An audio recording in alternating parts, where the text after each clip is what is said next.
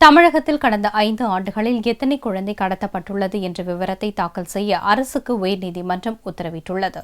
Chennai esplanade பகுதியில் சாலை ஓரத்தில் பெற்றோருடன் தூங்கிக் கொண்டிருந்த 8 மாத குழந்தை ராகேஷ், 9 மாத குழந்தை சரண்யா ஆகியோர் மர்ம நபர்களால் கடத்தப்பட்டனர். இந்த குழந்தைகளை மீட்டு நீதிமன்றத்தில் ஆஜர்படுத்த வேண்டும் என்று சென்னை மாநகர police commissioner, esplanade police inspector ஆகியோருக்கு உத்தரவிடக் கோரி சென்னை உயர்நீதிமன்றத்தில் MP நிர்மல் ஆட்கொணர்வு மனுவை தாக்கல் செய்தார். இந்த வழக்கு நீதிபதிகள் எஸ். நாகமுத்து, பாரதிதாசன் ஆகியோர் முன்பு வியாழனன்று விசாரணைக்கு வந்தது. அப்பொழுது கடத்தப்பட்ட குழந்தைகளை மீட்டு நீதிமன்றத்தில் ஆஜர்படுத்த கால அவகாசம் வேண்டும் என்று போலீஸ் தரப்பில் கோரிக்கை வைக்கப்பட்டது. இதையடுத்து வழக்கு விசாரணை 2 வாரத்திற்கு நீதிபதிகள் தள்ளி வைத்தனர். நீதிபதிகள் பிறப்பித்த உத்தரவில் இந்த வழக்கில் தமிழக உள்துறை செயலரை எதிர்மனுதாரராக சேர்க்கிறோம் என்றும், அவர் கடந்த 5 ஆண்டுகளில் தமிழகத்தில் எத்தனை குழந்தைகள் கடத்தப்பட்டுள்ளது, அதில் எத்தனை குழந்தைகள் மீட்கப்பட்டுள்ளது, குழந்தைகள் கடத்தல் தொடர்பான வழக்குகளின் நிலை என்ன என்பன உள்ளிட்ட அனைத்து விவரங்களையும் கொண்ட விரிவான பதில் மனுவை தாக்கல் செய்ய வேண்டும் என்றும் தெரிவித்துள்ளனர்.